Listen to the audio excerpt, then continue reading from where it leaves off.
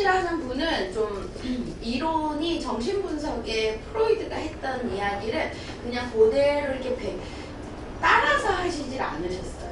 자기만의 색깔과 경험을 가지고 자기만의 이제 내담자와의 관계 안에서 새로운 것들을 이렇게 설정해 내셨어요. 그게 되게 참 쉬운 일은 아닌데 되게 놀랍고, 또 그러니까 끝없이 연구하시고, 왜냐하면 프로이드라고 하는 이 분과 자기만의 이제 이론에서 다른 어떤 것들을 주장하려면 거기에 맞는 임상적인 그 이제 어떤 자료나 임상적인 결과물을 내야 이게 승인이 되니까. 그래서 처음에는 이렇게 좀 이렇게 배척당하셨다가 나중에 이제 수용된 케이스신 거죠. 저는 그게 제일 좀 존경스러운 부분인 것 같아요. 그래서 그 중에 오늘 이야기하는 이 두 개의 자기의 극의 구조는 용어 자체가 완전히 다른 얘기인 거예요.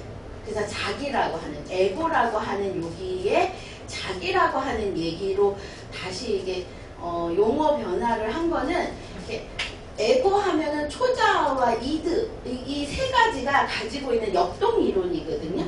그래서 그러다 보니까 자꾸 헷갈리는 거야, 에고라고 하면. 그러니까 이게 자기라고 하는 개념으로 했고, 융도 자기라고 하는 개념과 에고라는 개념을 다르게 쓰셔요. 그래서 자기는 약간 신성이 이렇게 담겨 있는 에너지의 근원으로 융은 얘기하시거든요.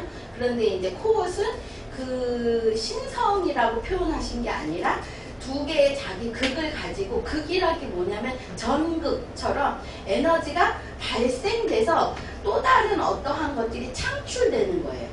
이게 극이 있으면 두 개가 그냥 따로 있는 게 아니라 두 개가 계속 연결돼서 어떤 에너지를 만들어낸다. 그러니까 요거를 삼위일체 하나님과 연결한 거죠. 하나님과 그 다음에 그리스도와 성령의 관계를 가지고 이제 이 두 개의 구조를 설명해 내시려고 부단히 애를 쓰셨어요.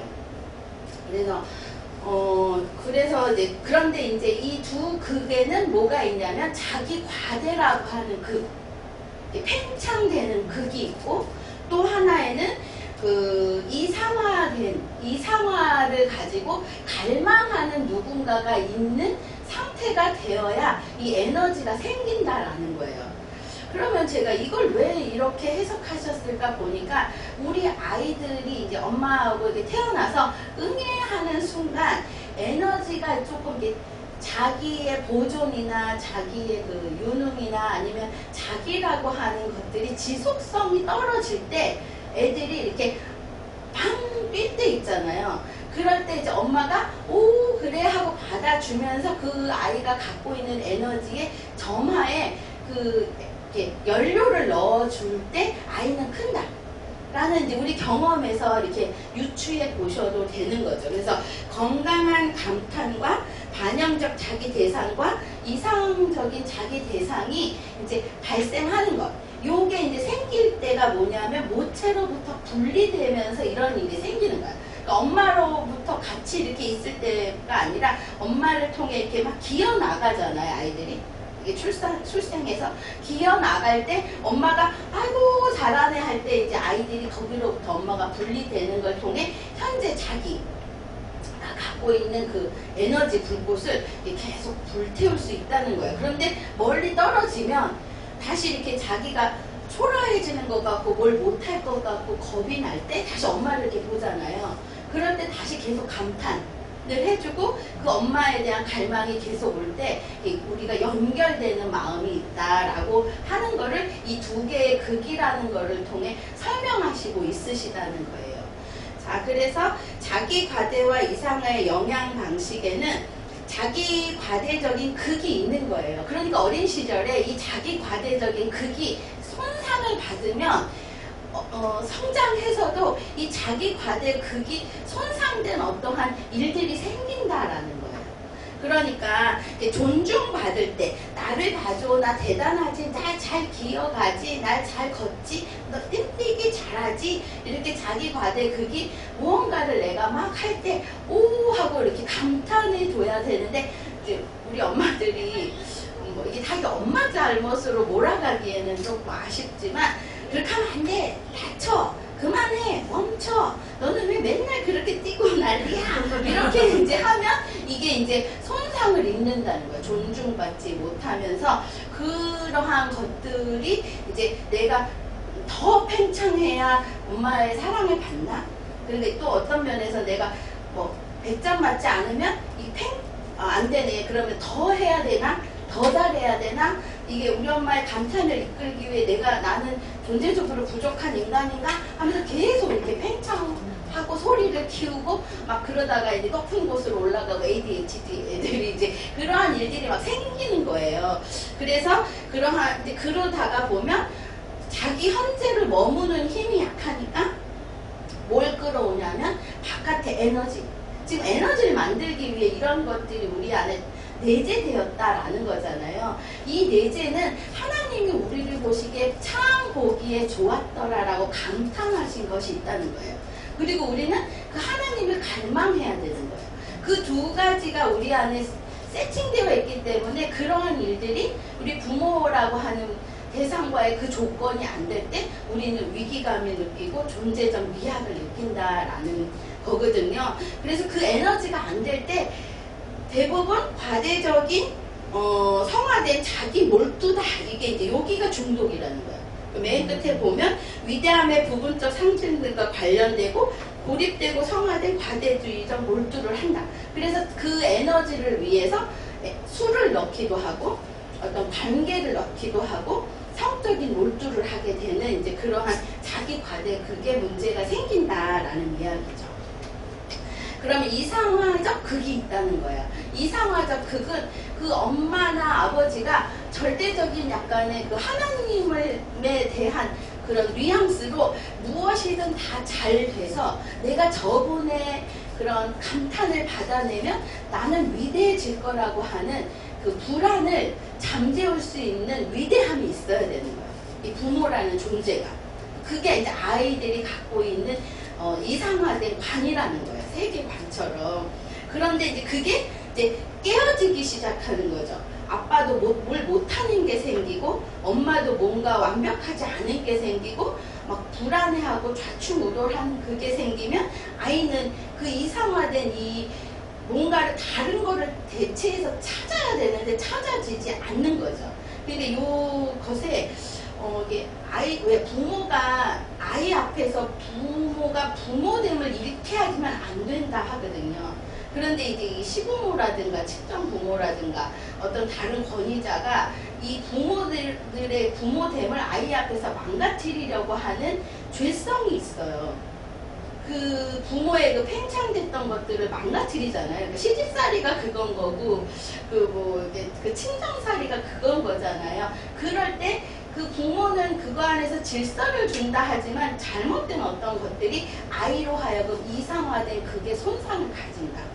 그럴 때 어마어마한 불안을 느끼죠. 그런데 그 이상화된 그런 다른 대상을 찾아요. 그럼 얘가 하나님을 찾았으면 좋지만 거기까지 가기에는 아직은 존재적 미학이나 그것들을 받아들이기에는 아직 미성숙한 부분이 있다라는 거예요.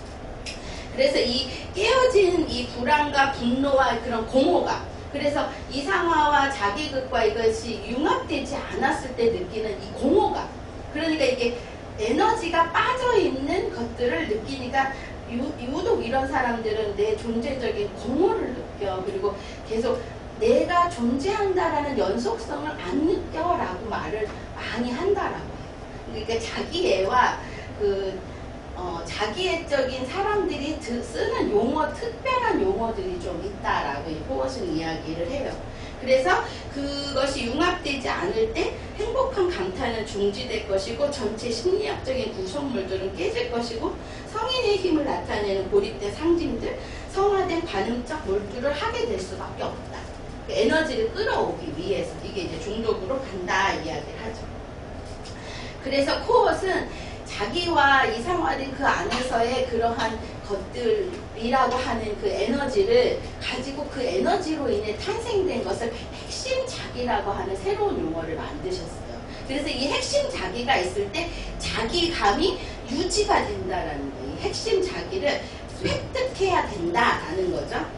그래서 한 인간이 경험하는 자기의 중심적, 지속적 감각 나는 나다라고 하는 거. 누가 뭐라고 해도 저 사람이 나를 뭐라고 비난하고 부모가 좀 무능하고 뭐 이렇게 불안해도 나는 나다라고 하는 이게 있으면 그 상황을 뚫고 가는 거예요.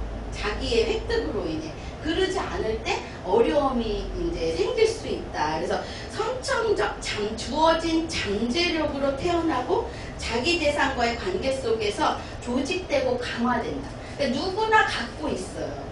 이 핵심적 자기는. 그런데 강화된 사람이 있고 강화되지 못하고 유약한 사람이 있고 강화돼서 존재는 하는데 꺼진 사람이 있고 그것이 활성화된 사람이 있는 거죠. 좀 이 이야기를 천천히 같이 이야기를 해볼게요. 그래서 이 두 극이 이제 한 극에 이제 손상이 되면 이제 안정적이지 않고 자기가 붕괴되는 느낌을 가진 거죠.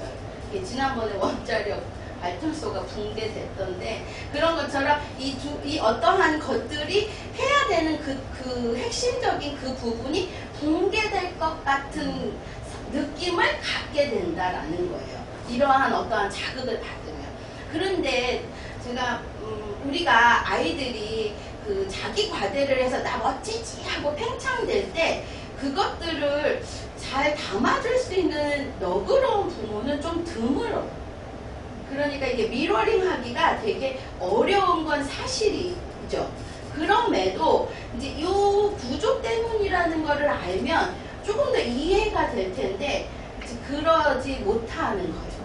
그래서 예를 들면 제가 이제 이러한 증상이 있는 40대 중년 남성 지난번 강의에서도 했는데 이분이 이제 자기감이 핵심적 자기가 다시 불꽃 점화가 되니까 갑자기 이제 자기 과대가 또 생기신 거예요. 그래서 이제 뭐 나를 컨설팅을 해주겠다, 뭐 해주겠다, 막 이러면서 막 그 나를 컨트롤하려고 하는 감정이 있는데 그거를 내가 수용하지 않으면서도 적절히 거절하는 게 이게 어려운 거죠. 되게 무례할 수 있다는 거. 이게 자기 과대가 일어나면 상당히 무례해 보이고 버릇없어 보임에도 그것들을 그냥 이게 예를 들면 이게 기구가 왜 이렇게 불꽃 점화가 되면 하늘 위로 기구가 쫙 올라가서 막 혼자만의 그 과대함을 보이려고 할 때 가만히 내가 그 긍정적인 사람은 그것을 창미해 줄 수 있지만 어떤 사람은 어때요? 그거를 빵 하고 터뜨리고 싶은 욕구가 생기게 되어 있다는 거예요. 그게 이제 부모이면은 이게 엄청난 데미지를 갖고 오지만 일반 누구도 그래서 이게 자기 과대가 되고 뭔가 성공하고 잘 되고 뭔가 막 팽창해서 잘하는 사람을 칭찬해 줄 수 있는 사람이 드물어요. 그런데 이제 그것을 그대로 두면 현실과 너무 멀어지잖아요. 그것도 부모에게는 불안인 거예요. 그러니까 그 팽창된 아이가 천천히 자기 자리로 잘 내려올 수 있도록 좋은 경험을 가지고 홀딩해 주는 거는 쉬운 게 아닌 거예요. 그러니까 애가 올라가려고 할 때 어떤 거예요? 못 올라가게 할 수 있다. 이제 그 얘기거죠. 그래서 그러다 보면 자꾸 이렇게 자기가 팽창할 때마다 과대적이 될 때마다 뭔가 멋져 보이려고 뭔가 할 때마다 계속 지적받고 팡팡 쏘였던 아이들은 그럴 때마다 자기가 붕괴되는 자기 구조 안에 에너지가 박살나는 경험을 했다라는 거예요. 그래서 그러한 것들이 다시 나에게 올까봐 되게 이렇게 방어적으로 하게 되고 더 멀리 날아가려고 하고 그럴 수 있다라는 거죠. 그러다 보면 이게 팡 터지고 나면 뭐가 되냐면 급우울이 온다는 거예요. 그래서 그만해 뭐 할머니가 하지 말랬지 뭐 아니면 거기 올라가면 안 된다 했지 뭐 그리고 100점은 너만 맞냐 뭐 이러면 이제 그러면 이제 그 우울로 이렇게 가게 된다. 그래서 이게 문제가 된 요런 그러니까 이제 그러한 자기 과대를 보면 뭐 이렇게 막 공연을 하거나 아니면 뭐 작품을 많이 내거나 뭐 진짜 논문을 다 완성하거나 우리가 뭐 어떤 프로젝트를 완성하거나 사업에 큰 어떠한 결과물이 생기고 난 다음에 이게 뭔가 이게 팡 하고 터진 듯한 느낌이 들어서 현실로 내려올 때 천천히 잘 내려오지 않으면 우울로 갈 수밖에 없다는 거예요. 그러면 이제 모두 다 우울로 가지는 않는데 워낙 많은 공격을 받았고 했던 친구들은 이 우울로 갔던 경험이 있는 거예요. 그래서 수평적인 어떤 분열이 있는 사람은 이게 우리가 의식과 무의식 안에 억압됐냐 억압되지 않았냐 이런 게 프로이드의 이론들이시잖아요. 내가 억압했냐. 그런데 코엇은 다르게 수직적 분열을 얘기해요. 어떤 거는 정말 잘해. 그런데 어느 부분에 있어서는 땅굴을 팠어. 저 깊이. 그러니까 약간 우물처럼 그 웅덩이가 하나 있는 거예요.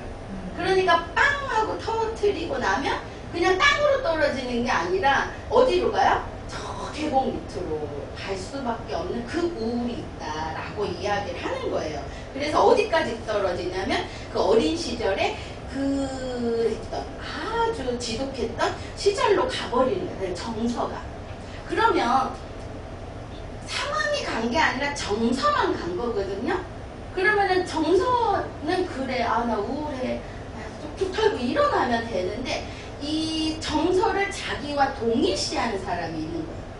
이 우울한 자기, 부서지고 그 지금 붕괴된 정서를 자기와 동일시해버리면 답이 없는 거죠. 그 내가 그 어린 시절에 엄마나 아버지가 그게 그랬어. 너는 뭐 너만 잘났어.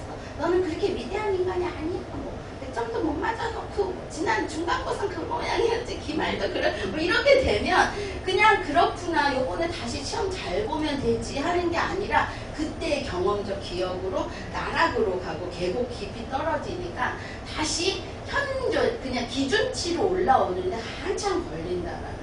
그래서 감정과 자기를 분리할 수 있는 힘을 가져야 된다라고 이야기하는 거예요. 근데 그 힘을 어디서 갖냐? 여기서는 이제 분석가가 지금 현재 느끼고 있는 감정과 그 너의 상태가 분리되었다라는 걸 알려주는 거죠. 그럼에도 존중해주는 거예요. 그럼에도 인정해주고, 그럼에도 그 지금 느끼고 있는 정서에 대한 그 공허감에 대해서 같이 미러링을 해줄 때 이제 이 현실과 그 감정을 분리할 수 있는 힘이 생기는 거라는 거죠. 그래서 자기 과대의 이상어와 억압이 이제 이러한 일이 있는데, 그래서 여기서 말을 하는 건 나는 아무것도 아니다 라고 하는 말 뒤에는 재밌어요. 나는 원래 대단했어야 한다라는 자기 과대에 대한 욕망이 있는 거예요. 이제 요것을 내려놔야 되는 거예요. 그렇게 모두 다 원래 너가 대단했어야 되는 게 자기의 목적이지만 그렇지 않더라도 존중받을 수 있는 현재가 있어야 되는 거죠. 그러니까 그렇게 팽창했을 때만 칭찬받았으면 이게 안 되는 거예요. 팽창하고 뭔가 거대하고 돈도 엄청 벌고 했을 때만 칭찬받았던 경험이 있었던 사람들은 이 말이 이해가 안 되는 거죠. 그러지 않았을 때, 내가 정말 비참했을 때 괜찮다 해줬던 경험을 가지지 못하니까 설명이 돼도 안 되는 거죠. 내가 사업이 안 됐을 때, 사업을 다 말아먹었을 때, 무언가 내가 전교 꼴찌를 했을 때, 아니면 또 내 논문이 그냥 실패가 됐을 때, 그리고 내 지갑에 정말 돈 10,000원이 없어서 그냥 걸어야만 될 그때도 괜찮다 해주는 누군가가 있어야 된다. 그랬던 경험이 있어야 이게 무의미해지지 않는다. 이 공허를 견뎌낼 수 있다라는 거죠. 쉽지 않죠. 100점 맞아도 요번엔 100점 맞았지만 내가 서울 인서울 할까 말까 걱정되는데 거기서 그 존재만으로도 괜찮아. 이럴 때 아이가 좀 내일을 위해 오늘에 또 뭔가 노력을 하는 애들이 없잖아요. 개인들이라. 그런데 내가 이거를 홀딩해주면 아이를 너무 버릇없게 하는 거 아닐까 뭐 이런 두려움에 이게 안 돼요. 그럼에도 내가 그 아이가 하나님 안에서 붙잡아졌다라는 걸 믿을 때 이게 가능해지는 부분들이 있죠. 그러니까 이게 주의 시선으로 그 아이를 바라보고 상황을 바라보지 않으면 되지 않는 일이라는 거죠. 그래서 우울의 치료적인 초점은 뭐냐면 코엇은 좀 다른 게 자기 비판이나 도덕적으로 가는 걸 멈추는 게 프로이드의 이론이었는데 이 분은 그것은 그러한 개념으로 아예 받아들이질 않았어요. 그런 게 뭐냐면 이해해 주는 거. 그러니까 아예 도덕적으로 이 사람이 옳고 그름. 그러니까 보세요. 성매매나 성중독으로 막 그랬던 한 10년을 그런 사람을 도덕적으로 이 사람과 내가 대화하는데 이걸 다 뺀다. 되게 어려운 얘기예요. 그렇죠. 왜냐하면 우리가 주님이 주셨던 그 뭐 율법이라는 게 있잖아요. 법이 있는데 그거에 매일 도둑질해. 매일 거짓말해. 자기애적인 사람들의 특징이거든요. 그럼에도 그러한 자기를 변화시키고자 하는 예수께 맞추려고 하는데 잘 안 될 거예요. 그런데 그거를 내가 하나도 비판하지 않고 비난하지 않고 그냥 받아들인다. 쉽지 않죠. 이 상담의 현장에서 쉽지 않은데 그렇게 다가가면 치료가 일어나더라고요. 그러니까 그런 임상 사례를 내가 갖고 있기 때문에 코엇이 했던 말을 내가 이해할 수 있는 거죠. 자, 그러면 그럼 그 코엇이 잘못이냐? 그런 게 아니라 지금 오늘 우리가 설교에서도 지난주 우리 설교에서도 예수께서는 그러한 모든 도덕적인 기준이나 가치를 버리셨다는 거예요. 자, 우리가 지금 지난번에 누구를 믿음에 대해서 누구의 예를 들었죠? 그렇죠. 이 백부장이라고 하는 이 사람은 이스라엘 백성이 아니에요. 그러니까 유대인이 갖고 있는 율법에서는 제외된 사람인 거예요. 도덕적 잣대와 그들이 갖고 있는 율법적 기준에서는 기준 미달이라는 거예요. 관계하지 않아야 되는 거죠. 그러니까 이스라엘 사람들이 하는 말이 맞아요. 백부장이 자기 하인을 데리고 오는 그 자체가 자기 팽창인 거야. 너가 예수께 나올 수도 없는데 어떻게 너도 아니 너의 하인을 데리고 와서 고쳐달라 하느냐가 벌써 자기 팽창인 거라는 거죠. 기준이 아닌 거예요. 자, 다윗의 예를 들어도 다윗이 골리앗의 그 싸움 전장에 갔잖아요. 그러면 거기서는 전장이라고 전쟁터를 가야 되는 기준이 있잖아요. 기준에 미달인 거예요. 갑옷조차 맞지 않는 기존에 미달인 이 다윗이 자기의 이상화된 사울을 위해 사울에게 잘 보이고 싶은 자기 팽창으로 전쟁에 나섰다는 거예요. 그러니까 여기서 말하고 하는 자기 비판이나 자기 도덕적인 기준을 갖고 있으면 비난받아야 되는 거. 어린애를 전장에 내보내고 거기 그러니까 다 이게 기준에서 벗어난 거죠. 또 한 가지 삭개오도 마찬가지죠. 삭개오는 돈이라고 하는 걸로 인해 백성들의 피를 빨아먹은 사람이거든요. 그런데도 불구하고 예수를 갈망했다라고 하는 그 뽕나무에 올라가서 예수를 바라봤다는 그것만으로 그가 했던 모든 죄가 다 용서될 수 있냐는 거죠. 근데 예수는 그 시각으로 바라보지 않으셨다라는 거예요. 그래서 우리가 이 사람이 갖고 있는 질병으로 인한 증상을 동의하는 건 아니지만 그 사람이 갖고 있는 현재의 문제에 대해서 도덕적인 잣대로 옳다 그르다로 접근하지 않으셨던 예수처럼 우리도 그 사람의 그 문제를 옳다 그르다로 접근할 수는 없다라는 거죠. 그가 예수께로 오는 여정 중에 한 부분인 거죠. 오늘 그 귀신 들린 딸의 그 엄마도 마찬가지인 거죠. 그의 존재적 부서짐을 위한 어떤 여정이라는 거예요. 그러니까 결론적으로랑은 조금 다르게 우리가 바라봐야 된다라는 거죠. 쉬운 거 아니에요. 그러면서 나는 이 사람을 이해해 준다라는 에너지, 그 사람 안에는 지금 두 개의 극이 망가졌으니까 에너지가 절대 없다는 거예요. 만들어지는 구조가 꺼졌다. 그런데 내가 너를 이해한다 라는 걸 통해서 그 세상이 그 에너지를 누구 거를 가져다 쓰는 거죠. 부모나 누군가에게 이상화된 조력자의 에너지를 갖다 지금 쓰기 시작한다라는 거예요. 그게 이제 우울에서 벗어나는 방법이라는 거죠. 그래서 이상화된 전이가 회복되고 거울 전이가 회복돼서 변형된 내재화를 해야 되는데 이게 핵심 자기를 다시 켜는 거거든요. 근데 이게 있는 사람도 있지만 없는 사람인 경우에는 외부의 에너지가 들어가야 된다. 그 외부의 에너지가 분석가일 수도 있고 누군가의 조력자일 수도 있지만 그 사람 또한 망가질 수밖에 없는 대상이라 우리가 지금 이야기하는 거는 예수 그리스도의 그 법으로 들어와야 된다. 구원의 그 법으로 들어와야만 이 문제가 해결된다. 심리학을 넘어선 기독교 심리학을 지금 이야기하고 있는 거죠. 그래서 응집된 어떤 핵심적 자기의 포부들과 그런 반응을 통해서 결합하여 중심 영역을 다시 잘 회복하도록 도와주어야 된다. 그래서 우울의 색깔에 따라서 회복의 과정은 조금씩 달라요.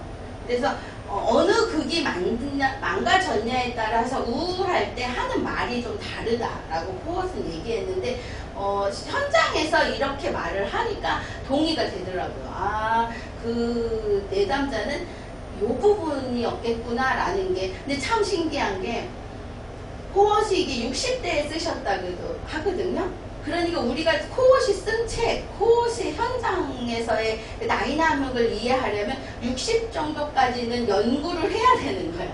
그런데 지금 쓴 이야기들이 현장에 나올 수 있다는 건 내가 그 방향 안에 잘 걷고 있구나 라는 게 감사하더라고요. 아, 이런 현장에서 이러한 워딩들을 가지고 내담자의 이런 속도들이 나오고 있는 것 또한 감사한 거죠. 근데 제가 아직 60대 중반이 아직 안 됐잖아요. 그러니까 아직 한 그래도 10년은 아니지만 7, 8년이 남았기 때문에 7, 8년 후에는 좀 더 긍정적인 결과물이 나올 수 있을까라는 이제 기대를 갖고 지금 가고는 있지만, 그래서 이상화된 결함의 우울에서는 요 말을 많이 하는 거죠. 내가 의지하던 완전한 대상이 나를 지탱해주지 않는다. 그러니까 믿을 놈 하나 없다. 믿을 놈 하나도 없다라고 하는 말을 잘 한다는 거예요. 그래서 방향 감각이 상실해지고 의미가 붕괴되고 내가 의지할 곳이 없다라는 이야기를 한다라는 거죠. 그러면 내가 의지할 곳이 하나도 없지 않고 부인이나 부모나 뭐 친구가 이 얘기를 들으면 얼마나 실망하겠어요. 의지할 곳이 내가 돼주고 있는데 의지할 것이 하나도 없다라고 자꾸 이렇게 되뇌이니까 엄청난 실망을 하는 거죠. 그래서 다시 이 이야기를 한다는 건 그 극이 꺼졌다 라고 이해하시면 된다라는 거죠. 내가 무언가를 잘못해서가 아니다 라는 이야기인 거예요. 그 다음에 이제 자기 비판적 우울로 가는 게 아니라 이제 이거는 거울 기능의 실패인데, 나는 아무것도 아니다. 나는 사랑해줄 아무것도 아니다. 그러니까 존재적으로 나는 그 찬사를 받을 만한 일이 없다 라고 이야기하는 게 이제 거울에 결함이 생기면 그 거울에 내가 이렇게 비춰줘야 되잖아요. 그러니까 누가 대신 이걸 비춰줘야 되는가? 너는 아무것도 아니지 않고 괜찮은 사람이다. 그게 너에겐 되게 중요했었겠구나 라고 존중과 활력을 괜찮다라는 얘기. 그러니까 거울이 깨졌기 때문에 나를 비춰주는 거울이 없는 거예요. 지금 자기 마음 안에. 그러니까 너는 괜찮다라고 하는 상대가 너는 여기 있어 라고 홀딩해주면서 괜찮아 라고 할 때 그 기능이 괜찮나 하고 이제 상대가 믿어질 만큼 그것들이 따라 올라온다라는 거죠. 그런데 이제 근데 참 괜찮아 보이지 않아 하면 어떤 일이 일어날까요? 나 괜찮지 않아, 나 괜찮지 않아 하는데 그래도 괜찮지 않아 보여 만약에 이랬다면 그렇죠. 이게 그 괜찮지 않다라는 말을 들어야 되고 그것 때문에 너가 힘들구나, 괜찮지 않아 보이는 게 힘들구나 라고 해야 되는데, 진짜 너 상태 안 좋아, 괜찮지 않아 하는 순간 이제 이 극 하나에 불이 켜지는 게 아니라 불이 꺼지는 거고 그걸 이렇게 밟아버리는 느낌이 든다라는 거예요. 또 두 가지는 이제 복합형 3의 대상은 두 극이 다 지금 꺼진 거예요. 활성화가 안 돼서 나를 지탱해줄 사람도 없고 나를 봐주는 사람도 없다. 나를 지탱해주는 사람도 없고 나를 신뢰해주는 사람도 없고 나를 사랑해주는 사람도 없다. 봐주는 사람도 없다라는 얘기를 계속 한다라는 거예요. 그래서 이럴 경우에는 공허감, 무의미함, 약간 죽고 싶다는 얘기도 해요. 그럼 어제 한 달 전까지는 그렇게 막 거대자기가 있어가지고 팡팡하고 뭐 대단한 것처럼 했던 친구가 갑자기 죽고 싶다로 이렇게 가야 되는 요 부분이 있죠. 그럴 때 이제 엄마들은 이제 뭐 하냐면, 저 지난주에도 그냥 전화 오는 거예요. 선생님이 상담을 어떻게 했길래 애가 갑자기 그렇게 잘 나가더니 애가 상담 가서 즐거웠다고 했던 애가 갑자기 죽고 싶다고 하냐고. 선생님 뭔가 잘못됐다라고 이게 오는 거예요. 그러면 이제 불러 이게 오셔라 해가지고 이제 무슨 얘기가 있었냐 무슨 얘기. 그러니까 이걸 해석해 줘야 되는 거예요. 그걸 관찰하고 있던 사람은 갑자기 물벼락을 맞는 느낌이 드는데 이것 또한 긍정적이라는 거예요. 감각이 살아있으니까 그런 느낌을 자기가 알아차렸다라는 거예요. 그럼 핵심 자기가 없어진 게 아니라 꺼져 있고 구동되고 있는 현재가 있다라는 거예요. 그런데 지금 그것에만큼 자기가 괜찮아 보이지 않고 멋져 보이지 않고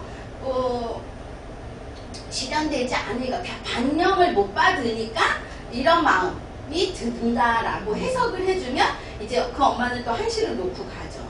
이제 그러한 어려움이 있죠. 근데 그러니까 그 엄마가 만약에 이 메커니즘을 알고 이해하셨다면 그걸 해줬을 텐데 그 엄마에게선 지금 그게 안 되고 있으니까 이제 그 아이가 그런 일이 생겨버리는 거죠. 그래서 그거를 해줄 수 있는 사람은 어떤 마음이 있어야 그걸 해줄 수 있을까요? 분리돼야 해줄 수 있어요. 그 엄마와 아까 왜 그 귀신 들린 딸을 가진 엄마와 이렇게 딸이 아픈데 내가 아프다고 한 것처럼 동일시가 돼서 한 덩어리면 못해. 나와 너가 분리되어야 되는 거예요. 그래야 너가 괜찮지 않다라고 느껴서 힘들겠구나가 되는 거예요. 그래서 그것 또한 죄인 거죠. 그걸 분리시키시는 하나님의 역사하심이 지금 있는 거죠. 그래서 당신은 그 아이를 반영해 줄 수 없다라는 자기 존재적 미학을 내려놓고 기도해야 된다라고 이제 그 엄마와의 현재를 좀 분리돼야 되죠. 그래서 우리가 원하는 게 뭐냐, 하나님이 우리에게 원하는 게 뭐냐면 나는 살아있고 의미 있는 존재라는 걸 누구 안에서 발견해야 된다라는 얘기죠. 하나님 안에서 발견되어져야 된다. 그래서 화와 복이 지극히 높으신 자기의 입으로 나오는 것이 아니냐. 살아있는 사람은 자기 죄로 벌을 받는 것이다. 자기가 살아있는 사람은 자기 죄로 인해 받는 벌이 있어요. 지금 이 우리의 여정에게 자기 애라고 하는 것들은 죄로 인해 생길 수밖에 없는 흔적들이 있는 거예요. 그러니까 나한테 어떤 증상이 오면 자기 자신을 돌이켜 둘러봐야 되는 거예요. 그러니까 왜 아토피가 있으면 둘러보고 싫은 음식 안 먹고 잘못된 거 안 하고 또 내가 폐렴에 약하면 그런 건 다 관리를 하는데 이 마음이라고 하는 거에 내가 어딘가에 왜곡되고 잘못된 부분이 있으면 그것들을 돌이켜서 좋지 않은 것들을 하지 않고 좋은 것들을 하는 삶으로 가야 되잖아요. 근데 그걸 정말 무식해. 그렇지 않아요? 말씀으로 돌아가서 말씀이 하시고 계신 것들을 들어야 되는데 그대로 적용되지 않으니까 또 병이 나는 거죠. 마음의 심령의 병이 나는 거라는 거예요. 그럼 왜 병이 나고 어디서 고쳐야 되고 어떻게 해야 되는가를 잘 들어야 돼요. 주님의 음성과 말씀. 그래서 스스로 행위를 조사하고 여호와께로 돌아가야 된다. 그래서 마음과 손을 아울러 하나님께 계신 하나님께 부복하자는 거죠. 그냥 기부업 해라 라는 이야기잖아요. 자, 그래서 죄로 인한 자기 과대의 삶이 자기 과대 자체가 죄는 아니라는 거예요. 죄로 인한 결과들인 거예요. 내 안에 들어온 팽창되는 이것들을 내가 그럼 어떻게 극복하며 가야 되느냐를 지금 우리는 하나님의 말씀으로 다시 재조명해야 된다라는 게 우리의 과제다. 일생 이 삶 안에서는 이 죄가 떠날 수 있지 않다. 죄가 들어오면 죄를 어떻게 다스리고 우리가 그 죄에서 벗어나 하나님의 구원의 그 역사 앞에 머물러야 되는지를 잘 봐야 되는 거죠. 알러지 있는 음식 안 먹어야 되는 것처럼 뭔가 우리 안에 해로운 거 안 해야 되는 것처럼 마음에 해로운 것도 잘 붙잡고 가야 되는 거죠. 자, 그래서 자기 과대가 일어날 수밖에 없어요. 보세요. 백부장도 아까 설명했듯이 이 자기의 열등감, 이스라엘 백성이 아니라는 열등감을 극복하기 위해 이스라엘 백성들이 많은 거기 앞에 와서 자기의 하인까지 국률하고 자기가 되게 자비하심이 많은 것처럼 사람이 나와왔잖아요. 그럼 나와올 수밖에 없는 팽창이 있다라는 거예요. 다윗에게도 그 사울에게 잘 보이고 싶은 마음에 막 벗어 적이고 그 그럼 골리앗을 자기가 못 물리쳤으면 어쩔 뻔했어. 그렇죠. 그 자기 목숨도 안 아까운 거예요. 누군가에게 잘 보이고 싶다. 근데 막상 전쟁에 나가서 누구를 꺼내요? 이 사울을 믿는 게 아니라 다윗이 여호와 하나님, 내 안에 계신 여호와 하나님을 내가 이상화해야 된다. 다윗이 벌벌벌벌 사울이 떨고 있는 걸 보면서 이상화가 깨진 거죠. 바뀐 거예요. 백부장도 마찬가지예요. 그래서 왔지만 내가 여기서 더 내려가고 더 바닥으로 그리스도 앞에 완전히 나를 포기해야 된다는 걸 깨닫고 그 구원이라고 하는 믿음 없는 그것에서 믿음을 획득함으로, 보이지 않는 것들을 획득함으로 이 사람이 가지고 있는 이상화의 대상이 그리스도로 바뀌었다는 거예요. 그 다음에 삭개오도 마찬가지겠죠. 돈이라고 하는 그것을 우상 삼았던 사람이 자 내려놓고 예수께 내려와. 너는 이제 내려와라 하잖아요. 내려와서 너의 집에 거하겠다. 이 핵심적 자기가 거하는 너의 집에, 너의 안에 거하겠다고 하시는 것을 통해 삭개오가 또 과대자기가 돼요. 뭐라고 했죠? 예수가 이제 너의 집에 요하겠다 했더니 답을 하잖아요. 뭘 했죠? 내 재산의 절반을 또 팽창하는 거야. 내 재산의 절반을 나눠주고 어쩌고저쩌고 해서 다 나눠주겠다. 또 그 사람들 앞에서 돈 자랑을 하잖아요. 그런데도 하나님은 예수는 잘했다 거기에 칭찬하지 않아요. 거기에 포인트를 두지 않으시죠. 그래서 삭개오가 갖고 있는 그 사람들의 그 죄가 어떻게 삭개오 안에서 삭개오를 병들게 하고 움직이는지를 아신다라는 거예요. 중요한 거는 그 모든 그 팽창하는 자기 과대의 죄로 인해 누구를 발견했다라는 거예요. 백부장은 예수를 발견했고 다윗은 그 능력, 주의 이름, 만군의 여호와의 이름이 얼마나 능력이 있는지를 다시 발견했다라는 거예요. 그래서 이제 핵심 자기가 연속성을 가지게 되는 거죠.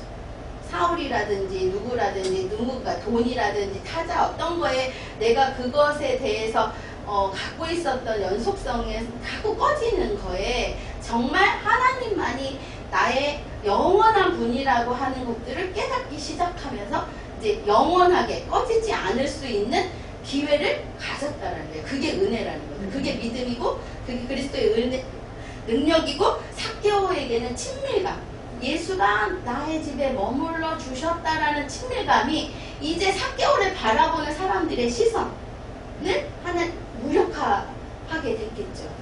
끊임없이 시달렸던 그런 시달림에서 벗어나게 하신 예수가 있으셨다라는 거예요. 자, 마지막 장은 이게 너는 죄를 다스리라라는 거죠. 우리가 가인같이 가인은 이 죄가 선을 행하지 않으면 죄가 문 앞에 엎드려진다. 죄의 소원은 있으나 너는 죄를 다스리라. 우리가 가인과 같지 않지 않을 수 있어요. 가인과 같을 수밖에 없을 수 있어요. 느껴진다는 거예요. 팽창하고 싶고 죽이고 싶고 욕망하고 싶고 자기가 더 멋져지고 싶고라는 이런 욕망이 막 거대해질 때 아벨을 죽이지 않을 수 있는 사람은 없을 수 있다는 거예요. 그럼에도 죄를 다스려야 된다는 거죠. 그러므로 그 죄가 나를 압도되지 않도록 해야 된다라는 거죠. 지금 백부장과 다윗과 그 다음에 삭개오든 모든 우리 성경에 예수께 나왔던 모든 사람들은 이 죄를 다스리기 위해 누구를 찾았다라는 거죠? 그거죠. 핵심 자기의 동력을 주고 계신 예수를 찾았다. 만군의 여호와의 이름을 찾았다라는 게 중요하죠. 그래서 행위에게서 난 것이 아니에요. 이 믿음은. 이 주의 이름은 행위에서 난 게 아니에요. 주가 주시는 친밀감은 행위에서 근거한 게 아니라는 거예요. 누구든지 그래서 자랑할 수 없고 우리를 만드신 예수 그리스도 안에서 우리의 이 선한 일, 우리가 이 죄를 다스리고 우리의 팽창되어지고 주님 앞에 만족스럽게 되고 싶은, 또 주님으로 인해 내가 하나님이 나를 만드셨다는 그 만족감에 기뻐하고 싶은 거기까지 가고자 오늘 우리의 삶에 왔던 이 죄들이 그런 것들을 망가뜨리는 것들을 아신다라는 거예요. 그래서 우리가 거대해지지 않더라도 우리가 존재가 미약해지는 이 상황에서도 예수는 우리를 기꺼이 기뻐하신다라는 것들을 믿을 때 우리가 갖고 있는 이 죄로 인해 일어나는 일들을 다스릴 수 있어진다라는 거죠. 그래서 선한 일을 위해 지음받았고 하나님의 전에 예비하사 그 가운데 행하려고 하시는 하나님의 목적에 맞게 우리를 살아야 된다. 그래서 우리가 이 죄로 인해 생기는 것들로 인해 죄에 대해서 죄를 붓지 않고 다행히 그 창조물로 이런 것들을 해결하는 사람이 있어요. 예술적으로 승화하거나 사업적으로 이 에너지, 가대적인 에너지를 승화하고 있는 거는 너무 귀해요. 그러나 거기에도 너무 몰두하다 보면 이러한 어려움들이 우리 안에서 통합되지 않는 것들이 우리를 망가뜨릴 수 있다 하는 것들을 코엇을 통해 그 지혜를 우리가 배우는 오늘이었으면 합니다. 기도하겠습니다. 우리 안에 거하심으로 우리의 믿음이 우리를 구원할 거라고 말씀하시는 주님을 기쁘게 맞이합니다. 우리에게 만군의 여호와의 이름이 능력이 있음을 우리에게 가르치시는 주님으로 인해 만족합니다. 오늘 내 집에 유하여야겠다, 속히 내려오라고 하는 주님의 음성을 따라 우리가 팽창되고 거대해져야만 주님의 만족을 줄 거라고 하는 우리의 죄된 우리의 삶에서 이제 내려가 하나님으로 인해 만족하는 오늘을 살기를 소망합니다. 예수님의 이름으로 기도합니다. 아멘.